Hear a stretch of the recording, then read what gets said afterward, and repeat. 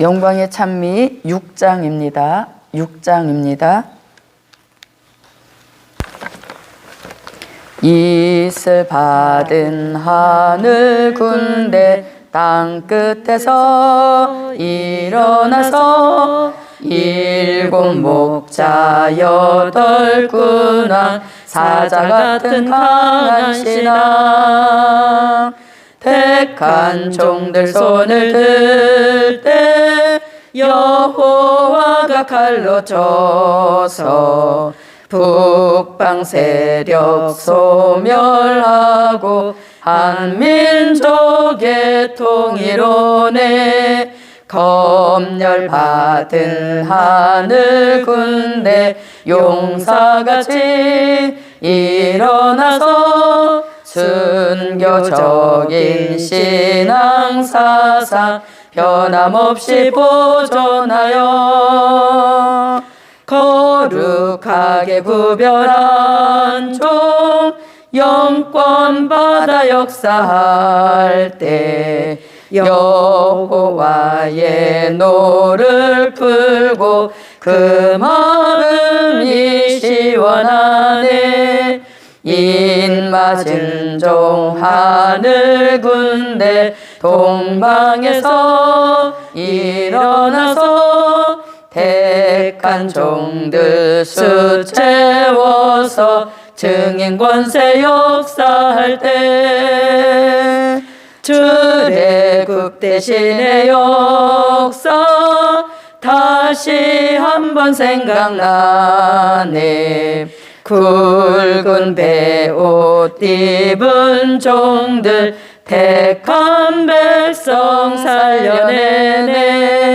백마탄 종 하늘 군대 적마 세력 이겨내고 입술 권세 철장 권세 심판 권세 역사할 때 용의 세력 짐승 세력 거짓 선지 소멸하고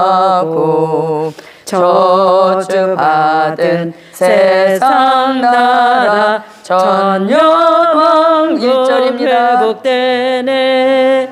이슬 받은 하늘 군대 땅 끝에서 일어나서 일곱 목자 여덟 군왕 사자 같은 강한 신앙 택한 종들 손을 들 때 여호와가 칼로 쳐서 북방 세력 소멸하고 한 민족의 통일원에 검열 받은 하늘 군대 용사같이 일어나서 순교적인 신앙 사상 변함없이 보존하여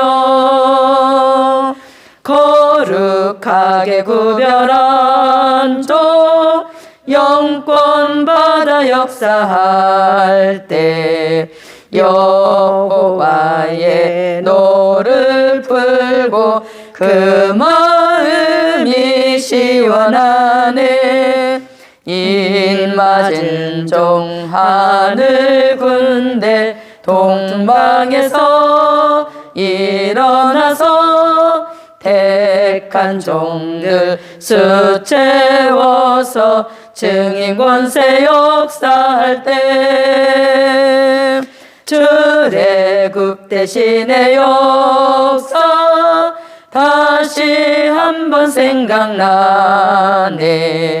굵은 베옷 입은 종들 택한 백성 살려내네. 백마탄 종 하늘 군대 적마 세력 이겨내고 입술 권세 철장 권세 심판 권세 역사할 때 용의 세력 짐승 세력 거짓 선지 소멸하고 저주받은 세상 나라 천년 왕국 회복되네. 기도드립니다. 고맙고 감사하신 아버지 하나님, 성의 이틀째를 맞이하여서 오전 예배로 하나님께 영광 올리게 하시는 거 감사드립니다. 고맙고 감사하신 아버지 하나님, 마지막 이 시대 코로나로 인하여서 전 세계가 사망의 공포 속에 두려워 떨고 있는 이러한 때에 우리들에게 생기받아 살아날 때라는 귀한 주제를 허락하여 주심을 진심으로 전심으로 고맙고 감사합니다. 생기받기를 사모하는 종들에게 말씀대로의 역사와 축복을 허락하여 주시어서 우리가 생기받고 영적으로 육적으로 활짝 살아나서 마지막 이 시대에 하나님의 뜻을 이루는 일에 전천후와 같은 기계 같은 종으로 쓰임받을 수 있는 큰 은총을 베풀어 주시옵소서. 또 오전 이 시간에는 사도 요한을 통하여 기록하게 하신 요한계시록의 말씀을 묵상하고자 합니다. 전하는 자 듣는 자 함께 백마의 사상이 철저하게 무장되는 복된 시간 되도록 도와주옵소서. 예수님의 이름으로 기도드립니다. 아멘. 하나님의 말씀을 보십니다.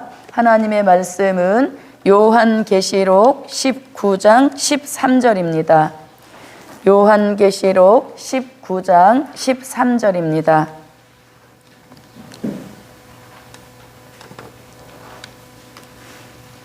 또 그가 피 뿌린 옷을 입었는데 그 이름은 하나님의 말씀이라 칭하더라. 아멘. 예, 지난달에 계시록 19장 11절부터 12절까지 심판주 예수님에 대한 말씀을 마쳤고요. 오늘 이제 13절부터 들어가도록 하겠습니다. 요한계시록 19장 11절부터 13절까지는 백마 타신 심판주에 대한 말씀입니다. 그래서 12절까지는 지난달에 마쳤으니까 이제 13절부터 들어가도록 하겠습니다. 자, 13절 한번 읽어주세요. 또 그가 피 뿌린 옷을 입었는데 그 이름은 하나님의 말씀이라 칭하더라. 아멘. 자, 그럼 13절에서 또 그가 이렇게 말씀하시죠. 또 그가 할 때 여기서 말씀하시는 그가는 누구를 가리키나요? 계시록 19장 11절로 12절 같이 백마 타신 심판주 예수님을 가리키는 역사인 것이죠. 그래서 그가 할 때 그가는 계시록 19장 11절로 12절에 백마를 타시고 심판을 진두 지휘하시는 심판주 예수님을 가리키는 역사입니다. 자, 그러면 11절부터 12절을 읽어주시기 바랍니다. 또 내가 하늘이 열린 것을 보니 보라 백마와 탄 자가 있으니 그 이름은 충신과 진실이라. 그가 공의로 심판하며 싸우더라. 그 눈이 불꽃 같고 그 머리에 많은 면류관이 있고 또 이름 쓴 것이 하나가 있으니 자기밖에 아는 자가 없고. 네, 자 이렇게 이제 백마 타신 심판주 예수님이 무슨 옷을 입으시고 피 뿌린 옷을 입으셨다 이렇게 말씀하시죠. 예, 그가 피 뿌린 옷을 입으셨다 이렇게 말씀하고 있는데 여기서 피 뿌린 옷이라고 할 때 보혈의 피가 묻은 옷이다 이렇게 하면 안 된다고 말씀 우리가 배웠죠. 왜냐하면 보혈의 피에 대한 말씀은 초림의 주로 구속의 역사를 이루기 위하여서 오신 그 예수님에게 해당되는 말씀인 것이고 오늘 본문의 말씀은 다시 오실 재림의 주에 대한 말씀이기 때문에 이 피를 보혈의 피로 가서는 해석이 완전히 달라진다는 이야기인 것이죠. 그래서 여기서 피 뿌린 옷이라고 할 때 이 피 뿌린 옷에 대한 해답은 이사야 63장 1절로 6절 여기에서 이제 심판주 예수님이 피 뿌린 옷을 입으셨다 할 때 그 피에 대한 해답을 이사야 63장 1절로 6절에서 찾을 수 있게 됩니다. 자, 이사야 63장 1절부터 6절입니다. 에돔에서 오며 홍의를 입고 보스라에서 오는 자가 누구뇨? 그 화려한 의복 큰 능력으로 걷는 자가 누구뇨? 그는 내니 의를 말하는 자요 구원하기에 능한 자니라. 어찌하여 내 의복이 붉으며 내 옷이 포도즙 틀을 밟는 자 같으뇨? 만민 중에 나와 함께한 자가 없이 내가 홀로 포도즙 틀을 밟았는데 내가 노함을 인하여 무리를 밟았고 분함을 인하여 짓밟았으므로 그들의 선열이 내 옷에 띄어 내 의복을 다 더럽혔음이니 이는 내 원수 같는 날이 내 마음에 있고 내 구속할 해가 왔으나 내가 본즉 도와주는 자도 없고 붙들어주는 자도 없으므로 이상히 여겨 내 팔이 나를 구원하며 내 분이 나를 붙들었었음이라. 내가 노함을 인하여 만민을 밟았으며 내가 분함을 인하여 그들을 취케하고 그들의 선열로 땅에 쏟아지게 하였느니라. 네. 그래서 여기서 피 뿌린 옷이라고 할 때 이 피는 심판하실 때 악인들의 선열이 휄으로 인하여서 예수님의 옷이 피 뿌린 옷이 되었다 이렇게 말씀하는 것이죠. 그래서 이것도 결국은 심판주의 모습을 뜻하는 역사인 것입니다. 우리는 예수님의 피, 예수님과 피 이렇게 하면 기독교 2000년 동안에 보혈의 피에 대한 고정관념만 알고 있었기 때문에 오늘 본문에서도 피 뿌린 옷을 입으셨다 할 때 그 피를 보혈의 피로 가져가게 되어지면 초림의 주에 대한 말씀으로 가기 때문에 본문하고는 흐름상 맞지 않는다는 이야기인 것이죠. 그래서 피 뿌린 옷이라고 할 때 이 피는 심판받고 있는 악인들의 선열이 휄으로 인하여서 예수님의 옷이 피 뿌린 옷이 되었다 이렇게 볼 수 있는 것입니다. 자, 피 뿌린 옷을 입었는데 그 이름은 이렇게 말씀합니다. 그 이름은 무엇이라? 하나님의 말씀이라 칭하더라 이렇게 되어 있죠. 자, 그러면 이 계시록 19장 11절로 13절부터 계속 절수마다 이름에 대한 말씀이 나오고 있어요. 자, 계시록 19장 11절로 13절에서는 그 머리에 많은 면류관이 있고 그 다음에 그 이름은 무엇이라 하더라?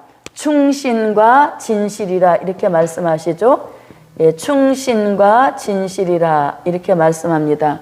그 다음에 또 요한계시록 여기서 자, 여기 13절은 지울게요. 자, 요한계시록 19장 11절에서 백마 타신 심판주의 이름은 충신과 진실이라 이렇게 나오죠. 그 다음에 19장 12절에서도 백마 타신 심판주 예수님의 이름이 하나가 있는데 그 이름은 자기밖에 아는 자가 없다 이렇게 말씀하고 있죠. 그래서 충신과 진실 11절에서는 그렇게 말씀하고 있고 19장 12절에서는 이름 쓴 것이 하나가 있는데 자기밖에 아는 자가 없다 이렇게 되어 있죠. 예, 그리고 나서 이제 오늘 본문 계시록 19장 13절에서 그 이름은 무엇이라 칭하더라? 하나님의 말씀이라 칭하더라 이렇게 말씀하시죠. 네, 그러면 하나님의 말씀이라 칭하더라 할 때 이 말씀은 우리가 어디서 찾아볼 수 있냐면 요한복음 1장 1절에서 태초에 말씀이 계시니라 이 말씀이 하나님과 함께 계셨고 하면서 하나님의 말씀이라 칭하더라 할 때 이런 모든 말씀을 종합해 볼 때 심판주 예수님의 이름은 충신과 진실, 하나님의 말씀 이런 걸 볼 때 예수님이 심판주가 되신다 이렇게 말씀드릴 수 있는 것입니다. 자, 이 이름에 대해서 또 껑충 건너뛰어서 어디에서도 나오냐면 요한계시록 19장 16절에서도 이름에 대한 말씀이 나옵니다. 자, 계시록 19장 16절을 한번 읽어주세요. 그 옷과 그 다리에 이름 쓴 것이 있으니 만왕의 왕이요 만주의 주라 하였더라. 네, 계시록 19장 16절에서는 이름 쓴 것이 만왕의 왕이요, 그 다음에 만주의 주라 하였더라. 예, 그래서 심판주의 이름은 예수님이라는 것을 확실하게 이 구절을 통해서 알 수 있는 역사입니다. 예, 초림의 주의 이름도 예수, 다시 오실 재림의 주 이름도 예수이신 것이죠. 예, 한 분이시지만 초림의 주로 오셨을 때는 십자가를 지신 예수님이셨고, 다시 오실 때는 심판의 주로 오신다. 예, 한 분이시란 얘기인 겁니다. 구속의 주가 따로 있으시고 심판주가 따로 있으신 그 역사가 아니라, 예수님은 한 분이신데 초림의 주로 오셨을 때는 구속의 역사를 이루셨고, 다시 오실 예수님은 심판주로 오시는 역사있음을 알려주고 있는 것이죠. 그리고 심판이 끝나게 되어지면 계시록 19장 16절 같이 통치자도 되신다, 이런 말씀을 내포하고 있는 뜻이 되겠습니다. 그래서 이렇게 그 이름에 대한 말씀을 하고 있습니다. 자, 그럼 이렇게 해서 이제 계시록 19장 11절로 13절에 대한 말씀을 마치고요. 그 다음에 계시록 19장 14절로 15절을 읽어주세요.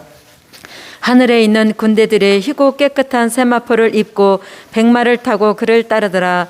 그의 입에서 이 앙금이 나오니 그것으로 만국을 치겠고, 친히 저희를 철장으로 다스리며 또 친히 하나님 곧 전능하신 이의 맹렬한 진노의 포도주 틀을 밟겠고. 네, 자, 그럼 계시록 19장 14절부터 15절, 이 말씀은 하늘의 군대에 대한 말씀이 되겠습니다. 하늘의 군대에 대한 말씀이 되겠습니다. 자, 이 하늘의 군대에 대한 말씀이 들어가기 전에 참고로 디모데후서 2장 3절부터 4절 말씀에 보면 무슨 군사에 대한 이야기가 나옵니까? 그리스도의 좋은 군사란 말씀이 나옵니다. 그리스도의 좋은 군사, 이것을 일명 또 십자가 군병이라고도 우리가 은혜시대 때 찬양도 하고 그랬던 역사인 것이죠. 자, 디모데후서 2장 3절부터 4절입니다. 내가 그리스도 예수의 좋은 군사로 나와 함께 고난을 받을지니 군사로 다니는 자는 자기 생활에 얽매이는 자가 하나도 없나니 이는 군사로 모집한 자를 기쁘게 하려 함이라. 네, 우리는 이 말씀을 읽어보면서 굉장히 느끼는 게 좀 있어야 될 것 같습니다. 왜냐하면 이 군사로 다니는 자는 자기 생활에 얽매이는 자가 하나도 없다, 이렇게 말씀하시죠. 그러니까 군사로 일단 징집이 되게 되어지면 사생활을 포기해야 된다는 이야기인 것입니다. 사생활을 뛰어넘어서 군사로 소집한 자를 기쁘게 할 수 있는 그런 역사가 있어야 진정한 군사란 얘기라는 것을 오늘 본문에서 말씀해 주고 있습니다. 은혜 시대에 그리스도의 좋은 군사도 이렇게 역사를 원하는데, 마지막 때 쓰여질 하늘의 군대로 쓰여질 종들에게는 이것보다 더 엄격한 그런 역사를 요구하신다라고 봐도 잘못된 말은 아니라고 보는 것입니다. 그래서 이렇게 군사는 절대적으로 사생활에 얽매이게 되어지면 온전한 군사 생활을 할 수 없다는 것을 은혜시대 그리스도의 좋은 군사를 통하여서도 우리에게 이미 깨우쳐 주신 말씀인 것입니다. 자, 그래서 이것은 은혜시대에 쓰여졌던 군사들입니다. 자, 그리스도의 좋은 군사 중에서 가장 최고로 소집한, 군사로 소집한 자를 가장 기쁘게 했던 군사를 예로 든다면 우리는 누구를 들 수 있나요? 순교자를 들 수 있죠. 네, 은혜 시대에 그리스도의 좋은 군사 중에서 사생활을 절대 생각하지 않았기 때문에 그들은 복음을 위하여서, 그리스도를 위하여, 자기를 징집한 자를 위하여서 목숨까지도 버린 이런 종들이 바로 순교자란 이야기인 것이죠. 만약에 이 순교자들이 자기 사생활에 얽매이는 감정이 조금만큼이라도 남아 있었다면 절대적으로 순교할 수 없었을 것입니다. 근데 순교자들은 자기 사생활을 완전히 내어버리고 초월을 했기 때문에 그리스도의 좋은 군사 중에서 가장 좋은 군사로 소집한 자를 최고로 기쁘시게 해드린 군사라고 볼 수 있는 것이죠. 자, 순교자는 요한계시록 6장 9절로 11절에서 말씀하는 이 순교자들이 은혜 시대에 그리스도의 좋은 군사 중에서 가장 아주 베스트 중에 베스트 그런 군사로 순교자를 꼽을 수 있습니다. 자, 계시록 6장 9절로 11절입니다. 다섯째 인을 떼실 때 내가 보니 하나님의 말씀과 저희의 가진 증거를 인하여 죽임을 당한 영혼들이 제단 아래 있어 큰 소리로 불러 가로되 거룩하고 참되신 대주제여 땅에 거하는 자들을 심판하여 우리 피를 신원하여 주지 아니하시기를 어느 때까지 하시려나이까 하니 각각 저희에게 흰 두루마기를 주시며 가라사대 아직 잠시 동안 쉬되 저희 동무종들과 형제들도 자기처럼 죽임을 받아 그 수가 차기까지 하라 하시더라. 네, 이렇게 그리스도의 좋은 군사로 복음을 위하여서 순교했던 이런 순교자들이 결국은 첫째 부활로 살아나서 하늘 군대의 축복을 받는 이런 역사를 이루게 되어지는 것이죠. 자, 이렇게 해서 이제 참고로 은혜 시대에 쓰임 받았던 그리스도의 좋은 군사에 대하여서 알아보았습니다. 자, 그 다음에 이제 하늘의 군대에 대해서 본격적으로 말씀을 들어가 보겠습니다. 자, 하늘에 있는 군대들이 그 다음에 무슨 옷을 입었다? 희고 깨끗한 세마포를 입고 이렇게 말씀하죠. 심판주 예수님은 무슨 옷을 입으셨고 피 뿌린 옷을 입으셨죠. 심판주, 심판을 지휘한 예수님은 피 뿌린 옷을 입으셨다면 하늘의 군대들에게는 무슨 옷을 입고 희고 깨끗한 세마포를 입었다. 이거를 입어야만 무슨 군대 될 자격이 있다. 하늘의 군대의 자격이 주어진다는 얘기인 것이죠. 자, 희다라고 하는 것은 백마를 탔기 때문에 흰 옷인 것이고 깨끗하다라는 것은 옷을 더럽히지 않고 정절을 지켰다는 이야기인 것이죠. 그리고 세마포는 예복이라는 의미인 것입니다. 그런데 희고 깨끗한 세마포에 대한 말씀은 우리가 참고로 볼 때에 계시록 19장 6절로 8절에서 빛나고 깨끗한 세마포를 입었으니 이는 성도들의 옳은 행실이로다 이렇게 말씀하죠. 그 옳은 행실은 결국 무엇이라 그랬습니까? 계시록 14장 4절에서 말씀하시는 여자로 더불어 더럽히지 아니하고 무엇 있는 자라. 네, 정절 있는 자라 이렇게 말씀하시는데 그 정절은 신앙의 정절이라는 이야기인 것이죠. 그래서 하늘 군대에게 있어서 가장 중요한 것은 희고 깨끗한 세마포를 입어야만 하늘 군대 자격이 주어진다는 이야기인 것이죠. 그러면 희고 깨끗한 세마포라고 하는 것은 계시록 19장 6절로 8절을 예를 들어 볼 때, 참고해 볼 때 이 세마포는 성도들의 옳은 행실인데 그 옳은 행실이라고 하는 것은 계시록 14장 4절에 여자로 더불어 더럽히지 아니하고 무엇 있는 자라, 정절 있는 자라 이렇게 말씀하고 있죠. 네, 그래서 이것이 이제 정절에는 우리가 신앙의 정절을 지켜야 되고 그 다음에 사상의 정절도 우리가 지켜야 되는 역사인 것이죠. 예, 그래서 이 하늘의 군대에게는 이 정절이 매우 중요한 역사인 것입니다. 자, 그러면 우리가 이 정절 있는 신앙의 예를 들어 본다면 엘리야 같이 엘리야가 누구와 타협하지 않은 신앙의 정절을 지켰습니까?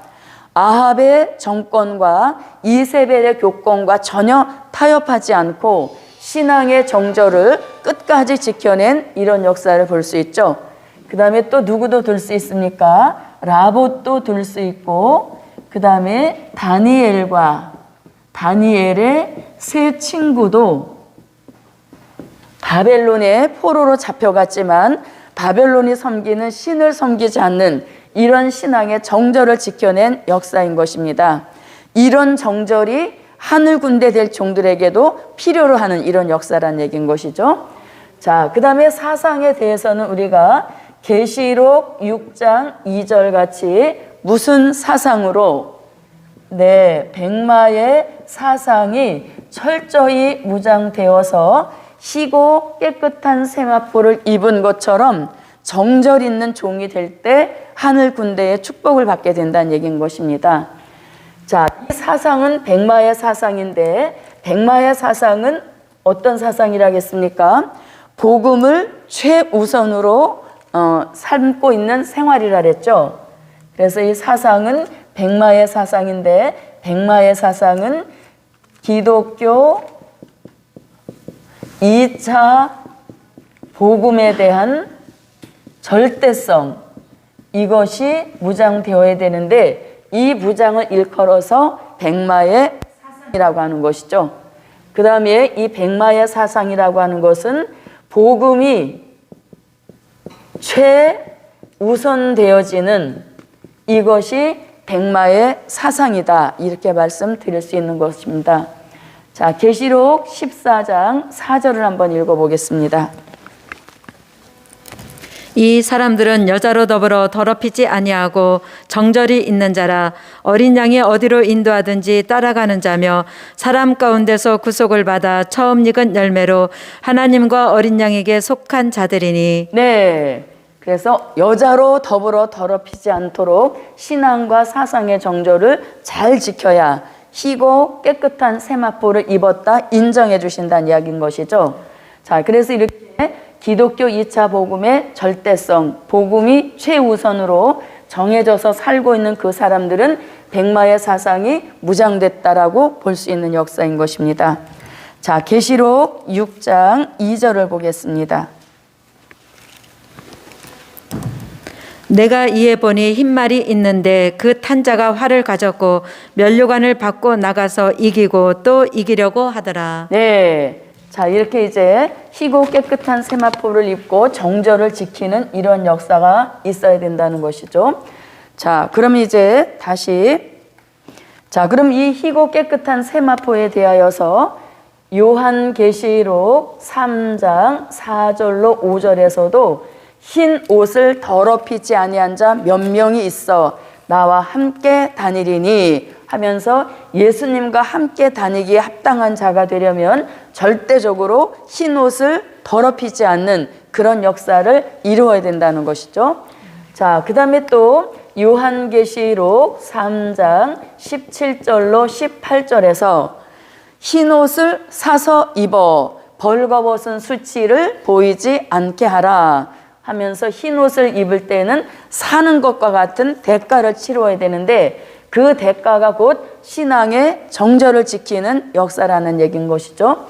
자, 그 다음에 또 요한계시록 19장 14절, 요한계시록 19장 7절로 8절에서는 빛나고 깨끗한 세마포로서 어린 양의 아내가 입게 될 예복을 가리키는 역사인 것이죠. 그래서 계시록 3장 4절로 5절에 흰옷, 계시록 3장 17절로 18절에서 사서라도 입어야 할 흰옷이고 아내가 입어야 할 빛나고 깨끗한 세마포인 것입니다. 자, 이 모든 것을 통틀어서 마태복음 22장 11절로 13절에서는 이것을 신부가 입고 어린 양의 혼인잔치에 들어갈 예복이다, 이렇게 말씀하고 있는 것이죠. 자, 그러면 계시록 3장 17절로 18절을 한번 보겠습니다. 계시록 3장 17절로 18절 읽어주세요. 내가 말하기를 나는 부자라 부유하여 부족한 것이 없다 하나 내 곤고한 것과 가련한 것과 가난한 것과 눈먼 것과 벌거벗은 것을 알지 못하는도다. 내가 너를 권하노니 내게서 불로 연단한 금을 사서 부유하게 하고 흰옷을 사서 입어 벌거벗은 수치를 보이지 않게 하고 안약을 사서 눈에 발라 보게 하라. 네, 흰옷을 사서 입어 벌거벗은 수치를 보이지 않게 하라. 이 모든 것들이 다 하늘의 군대들이 입어야 할 희고 깨끗한 세마포 예복, 같은 종들이 입게 될 예복이란 얘기인 것이죠. 하늘의 군대가 따로 있고 어린 양의 아내가 따로 있다, 이런 의미가 아니라 하늘의 군대로 쓰임받을 그 종들, 어린 양의 아내의 축복을 받은 종들이란 얘기인 것이죠. 그래서 옷에 대한 표현은 다르지만 똑같이 이 하늘의 군대에 어린 양이 입게 될 예복을 가리킨 역사인 것입니다. 자, 그 다음에 희고 깨끗한 세마포를 입고 그 다음에 또 누구를 따르더라. 자, 그래서 우리가 하늘의 군대가 되려면 가장 중요한 것이 백마의 사상인 것입니다. 복음에 대한 절대성과 최우선, 이것이 확실하게 하나님 앞에 인정이 되어야만 하늘 군대의 축복을 받게 된다는 것이죠. 자, 그 다음에 또 이제 뭐라고 말씀하냐면 희고 깨끗한 세마포를 입고 그 다음에 백마를 타고 이렇게 되어 있죠. 백마를 타고 그를 따르더라. 자, 그럼 백마를 타고 이렇게 되어 있는데요.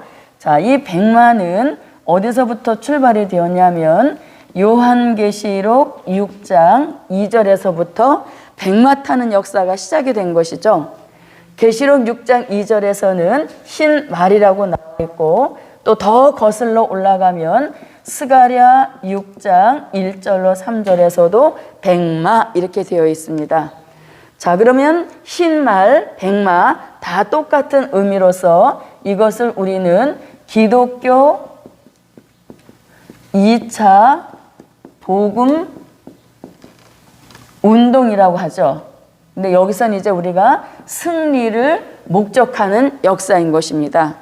왜냐하면 계시록 16장, 계시록 19장은 이 심판함으로 백마 탄 자의 완전 승리를 이루기 때문에 운동한 결과가 백마의 승리인 것이죠. 그래서 우리가 계시록 19장 14절로 15절에서 백마를 타고 할 때 이 백마는 기독교 2차 복음 운동으로 가면 안 된다는 얘기인 것이죠. 이것은 승리를 목적한 역사라고 봐야 된다는 얘기인 것입니다. 무슨 뜻인지 아시겠어요? 6장 2절에서는 복음 운동이지만 계시록 19장에 들어오면 이미 운동이 끝난 상태에서 백마에 대한 복음 운동에 대한 결과로 백마 탄 자의 완전 승리가 이루어지는 역사이기 때문에 여기서는 기독교 2차 복음 승리를 목적한 역사란 얘기인 것입니다. 무슨 뜻인지 아시겠죠? 자, 그 다음에 이제 그럼 여기서 기독교 2차 복음 승리를 목적한 역사다 할 때 2차 복음은 계시록 14장 6절에서 말씀하시는 무슨 복음? 네, 영원한 복음에 대한 절대성인 것이고 하늘의 군대는 영원한 복음의 승리를 위하여서 싸우는 역사인 것이죠. 그렇다면 은혜 시대에 그리스도의 좋은 군사는 무슨 복음을 위하여 싸운 군사들인가요? 그렇죠. 천국 복음을 위하여 싸운 은혜 시대에 그리스도의 좋은 군사였다면 이제 하늘의 군대는 2차 복음, 곧 영원한 복음을 위하여 승리, 복음의 승리를 위하여 싸우는 하늘의 군대라는 이야기인 것이죠. 자, 계시록 14장 6절을 한번 보겠습니다. 또 보니 다른 천사가 공중에 날아가는데 땅에 거하는 자들 곧 여러 나라와 족속과 방언과 백성에게 전할 영원한 복음을 가졌더라. 네, 그래서 이제 하늘의 군대는 천국 복음으로 형성된 군대가 아니라 영원한 복음으로 형성된 군대인 것이고 그 복음에 대한 절대성이 얼마나 강한지 이 복음보다는 내 생활에 대하여서는 이 생각하는 비중이 따라와선 안 된다는 얘기인 것이죠. 언제 어디서든지 복음을 최우선 결정으로 내릴 수 있는 그 정도의 사상이 무장이 되어야만 하늘 군대의 축복을 받을 수 있다는 이야기인 것입니다. 자, 기독교 2차 복음의 승리를 목적한 역사인 것이고 탔다라고 하는 것은 무슨 의미라고 했습니까? 2차 복음 운동에 참여했다. 그 다음에 여기서는 승리에 참여했다. 이런 의미가 되어지는 것이죠. 이만 심판에 이제 진행되는 그런 시기이기 때문에 여기서 탔다라고 하는 것은 운동하기 위하여 탔다라는 것이 아니라 심판의 역사를 위하여 탄 역사인 것이죠. 그러나 이미 우리는 계시록 6장 2절에서부터 흰말 탄 역사를 이루었기 때문에 계시록 19장 14절로 15절에 백마탄 하늘 군대의 축복을 받을 수 있다는 얘기인 것이죠. 그래서 우리가 계시록 6장 2절에 흰말 탄 예수님을 적그리스도로 가져가게 되어지면 우리가 6장에서 탈 수 있는 말이 없다는 얘기인 것이죠. 참여할 사상운동이 없다는 얘기인 것입니다. 그렇게 되어지면 계시록 19장 14절로 15절에 백마탄 하늘의 군대가 공중에 붕 떠 있다가 갑자기 등장한 결과가 되어지는 것이죠. 그래서 계시록 6장 2절에서 흰말탄 이 역사가 예수님으로서 기독교 2차 복음 운동의 시작을 이루므로 우리도 백마를 타고 기독교 2차 복음 운동에 적극 참여한 역사인 것입니다. 그렇게 운동에 적극 참여하다가 결국은 백마탄 하늘 군대가 되어서 심판 역사에 참여하게 됐다, 이렇게 말씀드리는 것입니다. 자, 그래서 탔다라고 하는 것은 참여했다. 6장 2절에서는 복음 운동에 참여했지만 여기에서는 심판주를 따르는 심판에 참여했다, 이런 의미로 보는 것이 합당하다라고 볼 수 있습니다. 자, 그 다음에 백마를 탔으면 반드시 그를 따르는 이 역사가 선행이 되어야 된다는 얘기인 것이죠. 자, 그러면 그를 따르더라 할 때 그를은 누구를 가리킵니까? 요한계시록 19장 11절로 13절 같은 백마 타신 심판주 그를 따르더라. 누가 따르더라? 백마 탄 하늘의 군대가 백마 타신 심판주를 따르더라, 이렇게 되어지는 것이죠. 그래서 백마를 타고 그를 따르더라 할 때 그를이라고 하는 것은 계시록 19장 11절로 13절 같이 백마를 타시고 심판을 진두지휘하시는 심판주 예수님의 뒤를 따르더라, 이런 의미가 되는 역사인 것입니다. 자, 그러면 따르더라라고 하는 것은 뭘 가리키는가? 자, 이 따르더라는 말씀을 참고로 한번 보게 되어지면 요한계시록 14장 4절에서는 어린 양이 어디로 인도하든지 따라가는 자며, 거기서 따라간다, 이런 말씀이 나오죠. 그래서 이것은 따르더라라고 하는 것은 예수님의 뒤를 따라가야지 우리가 추월을 한다거나 또 뒤처져서 가서는 안 되고 반드시 백마 타신 예수님의 뒤를 따르는 그 역사가 있을 때 하늘 군대의 축복을 받게 된다는 것입니다. 그래서 우리가 이 복음 역사에서 너무 앞서가도 안 되는 것이고 그렇다고 또 너무 뒤처져 있어서도 안 되는 역사인 것이죠. 그래서 따르더라라고 하는 것은 이미 복음으로서 예수님의 뜻을 알았다는 얘기인 것이죠.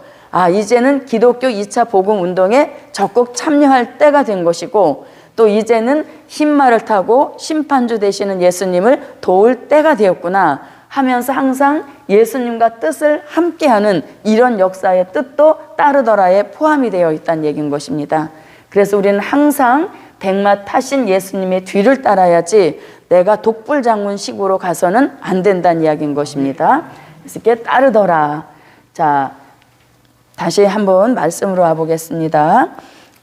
자, 하늘에 있는 군대들이 첫째 자격 조건은 희고 깨끗한 세마포를 입어야 무슨 군대 자격이 있다? 하늘의 군대 자격이 주어지는 것이고, 두 번째는 백마를 타고 그 다음에 그를 따라야 된다는 얘기인 것이죠. 심판주 예수님을 따라야 된다는 것입니다. 그래서 마지막 이 시대에 아무리 신령한 영적인 생활을 해도 반드시 백마를 타고 백마 타신 예수님의 뒤를 따르지 않으면 40일 금식 기도를 몇 번 하고 신령한 영적 생활을 했어도 하늘 군대 축복은 받을 수 없다는 얘기인 것이죠. 그래서 우리가 이 하늘의 군대 축복을 받으려면 반드시 백마 복음 운동에 적극 참여했어야 되고 그 적극 참여한 역사가 계속 진행이 되어야 하늘의 군대 축복을 받게 된다는 것입니다. 그래서 우리는 이 시대에 예수님도 이제는 복음 운동의 방향이 바뀌셨다는 얘기인 거죠.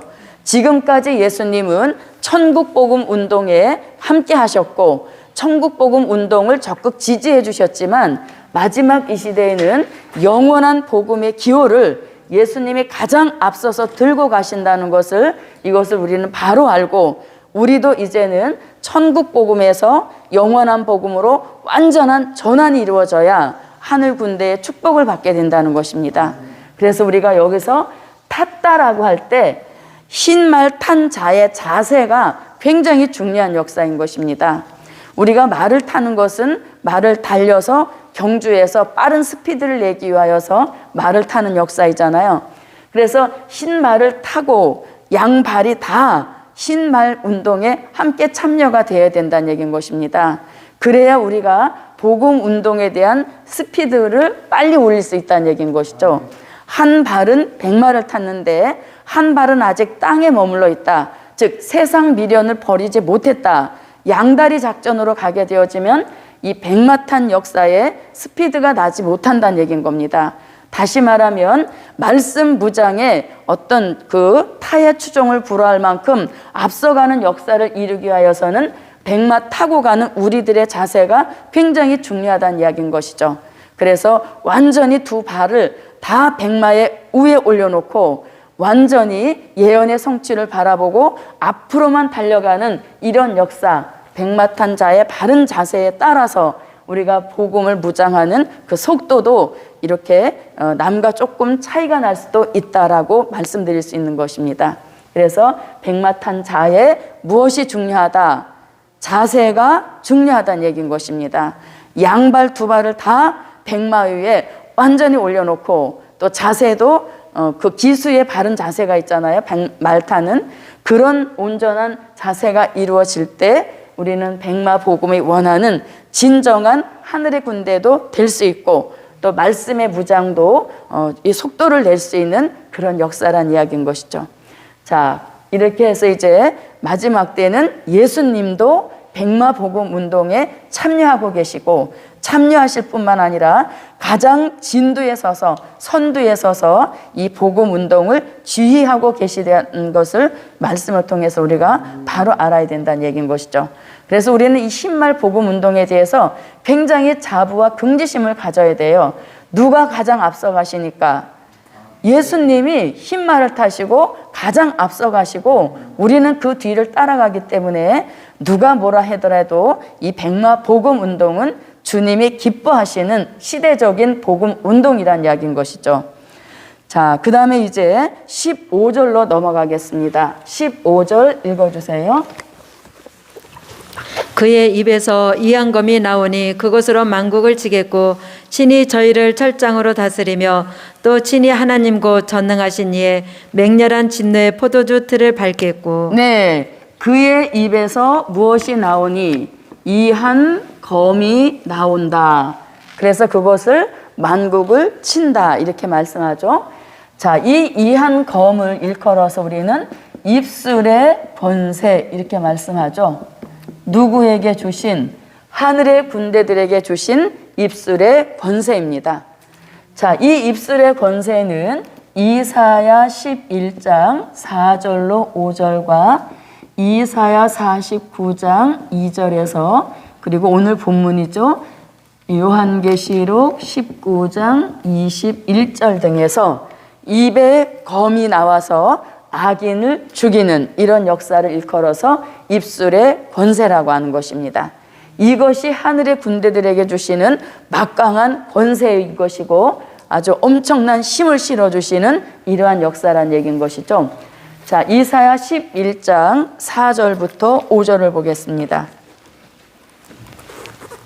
공의로 빈핍한 자를 심판하며 정직으로 세상의 겸손한 자를 판단할 것이며 그 입의 막대기로 세상을 치며 입술의 기운으로 악인을 죽일 것이며. 네, 자, 이렇게 이제 입술의 기운으로 악인을 죽일 수도 있는 이런 역사라는 것입니다.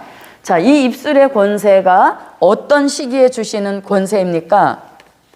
심판기 때 주시는 권세죠. 왜냐하면 100마 탄 하늘의 군대가 그를 따르더라 그랬죠. 그러면 그를은 누구라 그랬습니까? 그렇죠. 심판주 예수님이라 그랬잖아요. 그래서 지금 심판이 진행되어지는 시기란 얘기인 것이죠. 그래서 여기서 입술의 권세는 하늘의 군대가 심판주 예수님을 도울 수 있도록 힘을 주시는데 그것을 한편에서는 입술의 권세라고도 하는 것이죠. 자, 그 다음에 입술의 권세, 그 다음에 또 무엇으로 만국을 치리로다? 철장으로 만국을 친다 이렇게 말하죠. 그래서 이것을 우리는 철장의 권세라고도 하는 것이죠. 자, 철장의 권세는 시편 2편 9절에서 요한계시록 2장 26절로 27절에서 요한계시록 12장 5절 등에서 이 철장의 권세에 대한 말씀을 하고 있습니다. 자, 입술의 권세도 그렇고 철장의 권세도 그렇고 막강한 권세라서 우리가 지금이라도 쓰고 싶은 그런 심정이 있어서 철장 권세 역사하라 이렇게 아무리 말해도 권세는 역사하지 않습니다. 왜요? 쓰여지는 시기가 아니기 때문인 것이죠. 그래서 앞으로 심판기 때 주어주실 권세 역사라는 것입니다. 자, 이 계시록 2장 26절로 27절입니다. 이기는 자와 끝까지 내 일을 지키는 그에게 만국을 다스리는 권세를 주리니 그가 철장을 가지고 저희를 다스려 질그릇 깨트리는 것과 같이 하리라. 나도 내 아버지께 받은 것이 그러하니라. 네, 자, 이것을 일컬어서니까 입술의 권세, 철장의 권세, 이 두 권세를 합하여서 심판하는 권세 이렇게 말씀하고 있죠. 심판하는 권세. 심판하는 권세라고 하는 것은 계시록 20장 4절인 것입니다. 백마를 타고 백마 타신 예수님의 뒤를 따르는데 뒤따라가면서 그냥 멀찍이 구경만 하라고 따르게 하신 게 아니잖아요. 심판하시는 심판주 예수님을 돕게 하실 뜻으로 심판주 예수님의 뒤를 따르게 하신 이러한 역사라는 얘기인 것이죠. 그래서 예수님은 심판주의 역사인 것이고 이 하늘의 군대들에게는 심판하는 권세를 주셨는데 심판하는 권세를 더 세밀하게 보게 되어지면 입술의 권세, 철장의 권세가 있다는 이야기인 것이죠. 자, 심판하는 권세 계시록 20장 4절입니다. 또 내가 보자들을 보니 거기 앉은 자들이 있어 심판하는 권세를 받았더라. 또 내가 보니 예수의 증거와 하나님의 말씀을 인하여 목배임을 받은 자의 영혼들과 또 짐승과 그의 우상에게 경배하지도 아니하고 이마와 손에 그의 표를 받지도 아니한 자들이 살아서 그리스도로 더불어 1000년 동안 왕노릇하니. 네, 자, 이렇게 해서 이제 심판하는 권세가 이 하늘의 군대들에게 주어진다는 뜻입니다. 자, 그러면 우리가 여기서 계시록 20장 4절에서 심판하는 권세를 받아서 하늘의 군대 될 종들에게 주시게 되어지면 백마를 타고 백마 타신 예수님의 뒤를 따르면서 심판주 예수님을 돕고 있는 역사를 볼 수 있는 것입니다. 자, 그 다음에 이제 다시 말씀으로 와보겠습니다.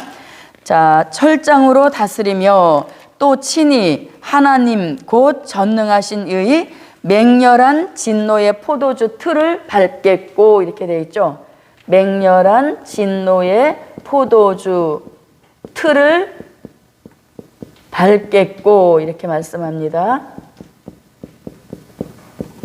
자, 그럼 포도주 틀을 밟는다. 이 말씀은 계시록 14장 18절로 20절 그리고 우리가 아까 읽었던 이사야 63장 1절로 6절에서도 포도즙 틀을 밟으니 선혈이 뛰었다 이런 말씀이 나오죠.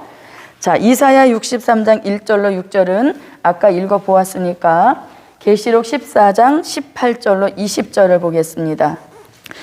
또 불을 다스리는 다른 천사가 제단으로부터 나와 이한 낫 가진 자를 향하여 큰 음성으로 불러 가로되 내 이한 낫을 휘둘러 땅에 포도송이를 거두라 그 포도가 익었느니라 하더라. 네. 자, 이렇게 이제 포도즙 틀을 밟게 되어지면 포도주 틀을 밟게 되면 포도주가 나와야 되는데 피가 나왔다 이렇게 말하죠. 그래서 그것은 악인을 심판하시는 역사를 가리키는 것입니다. 자, 그럼 포도주 틀을 밟겠고, 자, 이렇게 해서 이제 하늘의 군대에 대한 말씀을 마치겠습니다. 자, 그러면 우리가 이 하늘의 군대에 대해서 조금 더 구체적으로 한번 말씀을. 자, 그럼 여기서 우리가 포도주 틀을 밟는다 할 때 이 포도에 대한 의미를 우리가 어디서 찾아야 되냐면 요엘서 3장 13절을 한번 보겠습니다. 요엘서 3장 13절.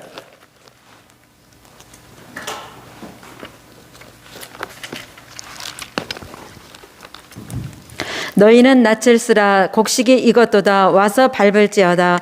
포도주 틀이 가득히 차고 포도주 독이 넘치니 그들의 악이 크미로다. 네, 여기서는 포도 열매를 악의 열매로 보는 것이죠.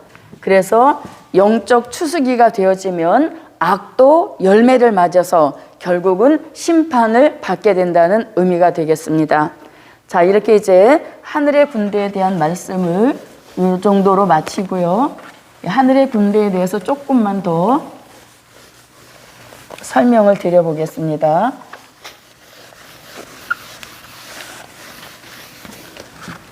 자, 하늘의 군대는 누가 되는가? 하늘 군대의 구성입니다. 자, 우리는 하늘의 군대는 누가 된다고 알고 있습니까? 순교자와 입맞은 종이 하늘 군대가 된다, 이렇게 알고 있죠? 자, 그러면 순교자와 입맞은 종이 하늘의 군대가 된다 할 때 우리는 이 하늘의 군대는 계시록 14장 1절 같이 심판주 예수님이 지상에 내려오실 때에 누구와 누구를 함께 데리고 옵니까? 계시록 14장 1절에서는 입맞은 종을 함께 데리고 오셨죠. 그리고 데살로니가 전서 4장 14절에서는 누구도 함께 데리고 오셨나요? 순교자도 함께 데리고 오셨죠. 예, 공중에도 함께 계셨지만 지상에 내려올 때 계시록 14장 1절 같이 입맞은 종도 같이 데리고 내려오셨고, 데살로니가 전서 4장 14절 같이 순교자도 함께 지상에 데리고 오신 겁니다. 그리고서 심판이 이제 진행될 때 하늘의 군대로 쓰여지게 된다는 역사인 것이죠. 자, 그 다음에 또 이 하늘의 군대가 순교자와 입맞은 종으로 구성되어 있다는 아주 구체적인 말씀을 우리가 어디서 찾아볼 수 있냐면, 자, 순교자는 계시록 6장 9절로 11절이고 입맞은 종은 계시록 7장 1절로 4절에 해당되어지는 이러한 종들이 하늘의 군대가 되어지는 것입니다. 자, 그럼 요것을 또 우리가 어디서 찾아볼 수 있냐면 계시록 20장 4절에서 심판하는 권세를 누구와 누구에게 주셨습니까? 하나님의 말씀과 예수의 증거를 인하여 목배임을 받은 자의 영혼들, 순교자들에게 심판하는 권세를 주셨죠. 그리고 하나님의 입맞은 종들, 짐승표를 받지 않은 하나님의 입맞은 종들에게도 심판하는 권세를 주셨다는 얘기인 겁니다. 그럼 심판하는 권세는 심판기 때 쓰여질 종들이기 때문에 심판하는 권세를 주신 것이죠.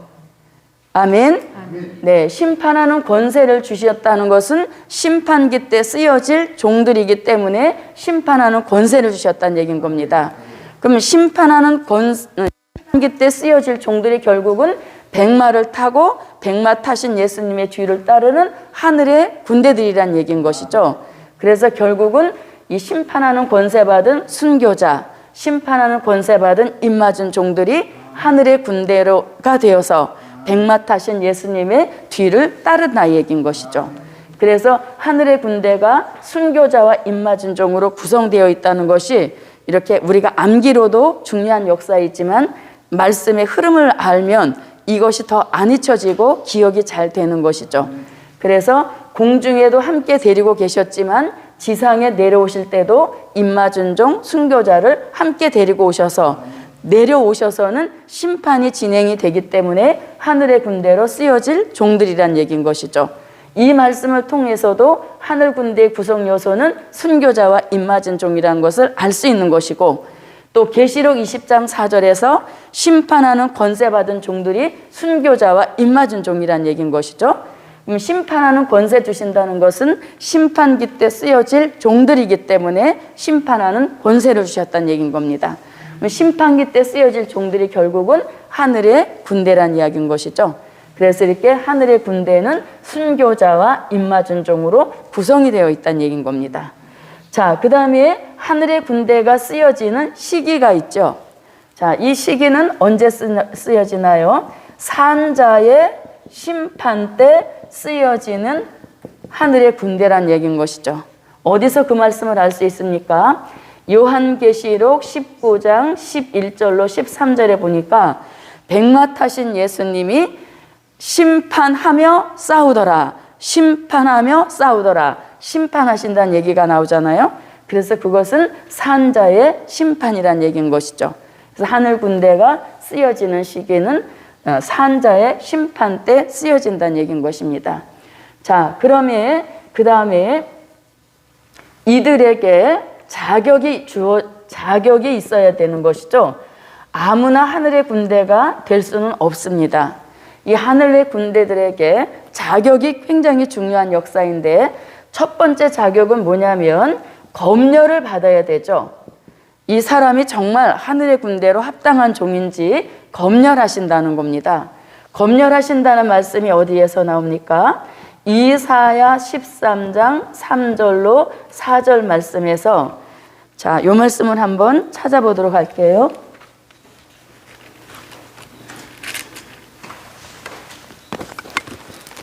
자, 찾으셨으면 읽어주세요. 내가 나의 거룩히 구별한 자에게 명하고 나의 위엄을 기뻐하는 용사들을 불러 나의 노를 풀게 하였느니라. 산에서 무리의 소리가 나며 많은 백성의 소리 같으니 곧 열국 민족이 함께 모여 떠드는 소리라. 만군의 여호와께서 싸움을 위하여 군대를 검열하심이로다. 네, 군대를 무슨 군대를 하늘의 군대로 쓰여질 종들을 검열하신다는 거죠. 근데 산에서 검열하신다는 겁니다. 이 산이 바로 마지막 때 쓰시려고 남겨놓으신 성산이라는 이야기인 것이죠. 그래서 하나님은 철저하게 검열하신다는 것을 우리는 아주 잊어서는 안 되는 역사인 것입니다. 무엇을 검열합니까? 신앙이 타협 없는 신앙인지, 사상이 백마의 사상으로 철저히 부장이 되어 있는지, 말씀에 대한 절대성은 얼마나 가지고 있는지, 또 그 다음에 행위는 타협 없는 행위를 하고 있는지, 또 기도는 분량을 채우고 있는지, 기타 등등 다양한 역사를 검열하신다는 이야기인 것이죠. 그래서 검열에 통과가 되어야만 하늘의 군대로 인정하신다는 얘기인 겁니다. 이 검열을 다른 표현으로는 청량하신다는 표현도 쓰고 있습니다. 어디에서? 계시록 11장 1절에서는 청량하신다 이런 말씀으로도 표현하고 있는데 검열, 청량 다 같은 의미라고 보는 것입니다. 자, 그 다음에 이제 하늘의 군대가 되기 위하여서는 무슨 옷을 입어야 합니까? 희고, 네, 깨끗한 세마포를 반드시 입어야만 하늘 군대의 자격이 주어지는 것이죠. 자, 그래서 우리가 이 세상 나라의 군대들도 옷이 다 통일이 되어 있잖아요. 그죠? 군복이라고 해서 다 통일이 되어 있듯이 하늘의 군대도 옷 복장이 통일이 되어지는 것입니다. 뭐 진짜 옷 복장을 의미하는 것은 아닌 거 아시죠? 자, 우리가 이렇게 볼 수 있습니다. 세상 군대 있죠? 세상 군대가 자기 군 진영을 떠나게 되어지면 그 군인을 일컬어서 뭐라고 해요? 무단 이탈한 군인을 탈영병이라고 하잖아요. 그래서 그 헌병들이 탈영병을 바로 잡아다가 감옥에 가두는, 군대 감옥에 가두잖아요. 그래서 우리도 이 하늘의 군대로 본인이 나는 하늘의 군대다, 이러한 자부와 긍지심이 있다면 복음의 현장을 절대로 떠나서는 안 되는 역사인 것입니다. 만약에 복음의 이 현장을 떠나게 되면 그 사람도 결국 뭐가 되는 거예요? 영적인 탈영병이 된다는 이야기인 것이죠. 그래서 우리는 복음의 현장을 목숨 걸고 지킬 수 있는 그런 사상 정신이 하늘의 군대들에게 필요한 역사라는 이야기인 것입니다. 자, 그래서 희고 깨끗한 세마포를 반드시 입어야 되는데, 희고 깨끗한 세마포가 강조하는 두 가지는 신앙과 사상이란 얘기인 것이죠. 타협 없는 신앙, 절대적인 사상, 이런 역사를 갖추고 있을 때 하늘의 군대가 된다는 얘기인 겁니다. 그 다음에 백마를 타야 된다는 것이죠. 그럼 백마는 뭐라고요? 기독교 2차 복음 역사에 이미 6장 2절서부터 참여하고 있어야 된다는 얘기인 거죠. 그래서 기독교 2차 복음 운동, 말세 복음 운동에 참여하지 않고는 하늘의 군대 축복을 받을 수 없다는 얘기인 것입니다. 무슨 군사는 될 수 있어도, 그리스도의 좋은 군사는 될 수 있어도 이 백마 복음 운동에 참여하지 않고는 절대 하늘의 군대 축복은 받을 수 없다는 얘기인 것이죠. 자, 백마를 타고, 그 다음에 중요한 것은 백마 타신 예수님의 뒤를 따르는 이 역사가 굉장히 중요하다는 얘기인 것입니다. 백마 타신 예수님의 뒤를 따르는, 우리가 뒤따를 때 어떤 의미를 갖습니까?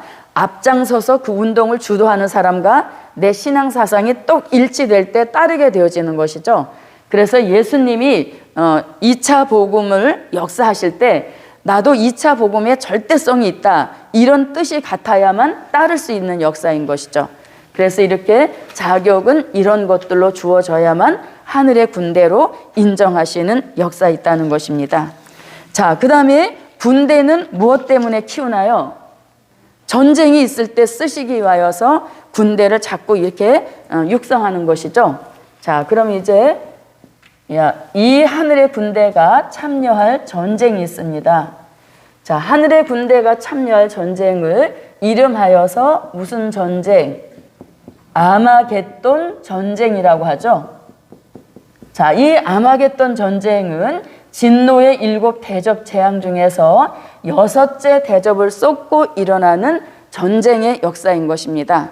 이 아마겟돈 전쟁은 영육 전쟁으로서 인류가 겪게 될 마지막 전쟁인 것이죠. 그래서 아마겟돈 전쟁을 끝으로 이사야 2장 4절 같이, 미가 4장 3절 같이 전쟁 없는 평화의 나라를 이루시기 위하여 불갑을 치르시는 전쟁이 아마겟돈 전쟁이라는 이야기인 것이죠. 그래서 이 아마겟돈 전쟁 때 쓰시려고 하늘의 군대를 동원하시는 역사란 얘기인 것이죠. 자, 이 아마겟돈 전쟁은 계시록 16장 16절에서 말씀하고 있습니다. 자, 계시록 16장입니다. 16장 새 영이 히브리음으로 아마겟돈이라 하는 곳으로 왕들을 모으더라. 네, 자 12절도 한번 읽어주세요.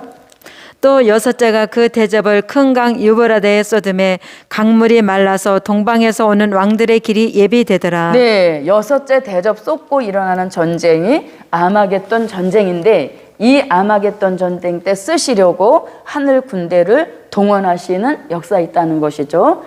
자, 그러면 이 아마겟돈 전쟁에 대해서 성경에서 또 계시록에서도 말씀하시고 있는데요. 자, 이 아마겟돈 전쟁에 대한 성경 구절입니다.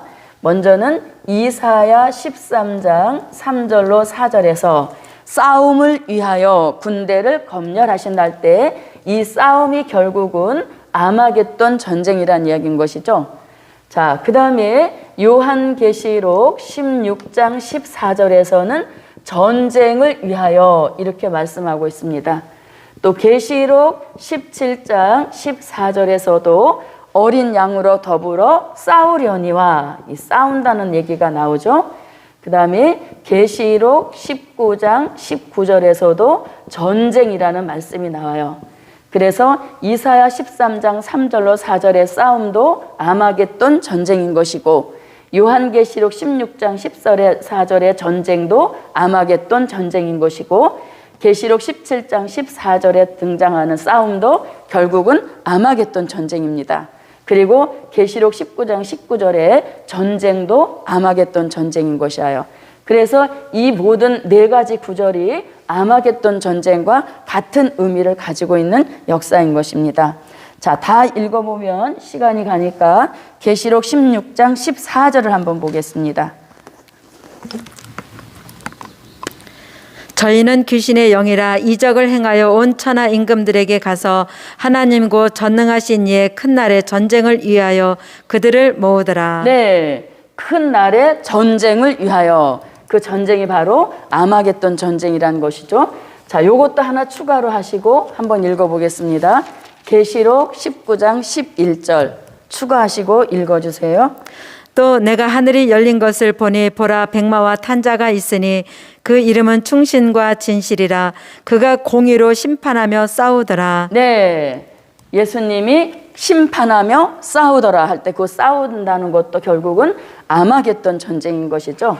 그래서 이렇게 아마겟돈 전쟁 때 쓰시기 위하여서 하늘의 군대로 예수님이 지상에 함께 데리고 오신 역사인 것입니다. 자, 그 다음에 이제 이 하늘의 전쟁의 결과는 누구의 승리로? 백마 타신 예수님의 완전 승리죠. 그래서 우리는 백마 탄자의 완전 승리 이렇게 보는 것입니다. 백마 탄자의 완전 승리. 자, 그 다음에 이 하늘의 군대들에게 전쟁이 끝난 후에, 사명이 끝난 후에 주시는 축복이 있으니 그 축복이 바로 계시록 20장 4절로 6절 같이 무엇과 무엇이 왕과 제사장이 되게 하시는 축복인 것입니다. 이것이 이제 하늘의 군대로 쓰여질 종들에게 주시는 역사와 축복인 것이죠. 자, 그러면 이제 이 하늘의 군대들이 치르게 되는 아마겟돈 전쟁의 결과로 백마탄자의 완전 승리가 이루어지는데, 백마탄자의 완전 승리로 인하여서 계시록 20장 4절로 6절 같은 천년 왕국, 그리스도의 나라가 이 땅에 이루어지는 역사인 것이죠. 백마탄자의 완전 승리로 인하여서 계시록 20장 4절로 6절 같은 그리스도의 나라 천년 왕국이 이루시는 역사, 다시 말하면 신정 통치 시대를 이루시는 역사인 것이죠. 그것을 계시록 11장 15절에서는 7번째 나팔 불고 이루어지는 역사다라고도 보는 것입니다.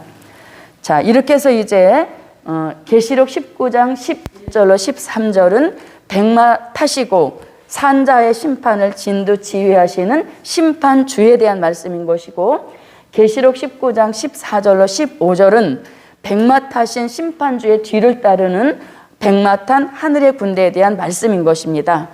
자, 그러면 계시록 19장 11절로 13절 같이 심판주 예수님, 그리고 계시록 19장 14절로 15절 같이 하늘의 군대가 함께 만나는 이런 역사에 대하여서 한마디로 말씀한 선지자가 있죠. 그 선지자가 바로 하박국 3장 8절로 9절에서, 자, 하박국 3장 8절로 9절을 한번 보겠습니다.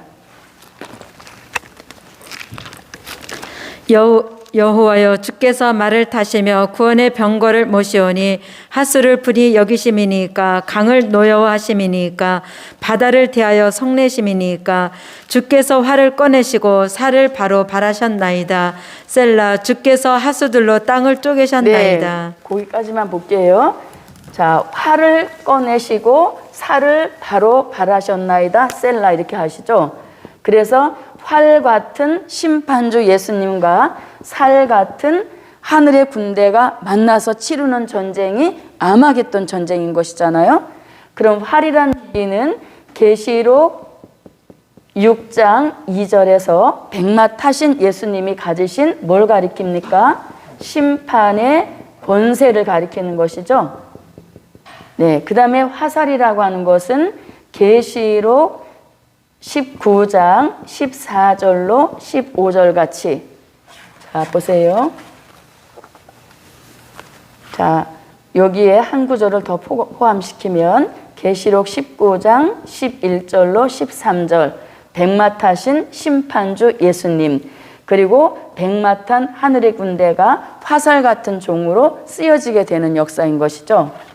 자, 그러면 활은 계시록 6장 2절에서 심판주 예수님을 나타나는 이야기라면, 화살 같은 종들은 계시록 19장 14절로 15절에 하늘의 군대가 된 종들을 가리키는데, 그럼 화살 같은 종들은 그동안 어디에 있었는가? 이사야 49장 1절로 3절 같이 손 그늘에 숨겨 놓으시고 전통에다가 감추어 놓으셨다가 때가 되니까 화살 같은 하늘의 군대로 나타내셔서 활 가지신 예수님을 돕게 하시는 이런 역사가 있다는 얘기인 것이죠. 그래서 이것이 바로 아마겟돈 전쟁 때 일어나는 역사인 것을 말씀해 주고 있습니다. 자, 이렇게 해서 이제 오늘은 계시록 19장 15절까지 하늘의 군대까지 마치고 내일은 19장 16절부터 들어가도록 하겠습니다. 기도드립니다. 고맙고 감사하신 아버지 하나님, 마지막 이 시대에 기독교 2차 복음 운동에 절대성 가진 종들로 만드시려고 오늘도 백마의 사상을 무장시켜 주시는 요한계시록의 말씀으로 우리가 또 하나님 묵상할 수 있도록 도와주신 것 감사합니다. 하나님, 우리가 복습하는 의미라 할지라도 처음 듣는 말씀과 같이 새로운 각오를 가지고 복음을 대할 수 있도록 도와주옵시고, 그러한 새로운 각오를 가지고 대하는 종들에게는 백마의 사상도 늘 새롭게 무장되는 역사 속에 하나님의 입맞은 종에 되어서 하늘 군대 축복까지 받을 수 있는 크신 은총을 꼭 베풀어 주시옵소서. 예수님의 이름으로 기도하옵나이다. 아멘. 여호와여 삼창 통성으로 기도합니다. 여호와여, 여호와여, 여호와여.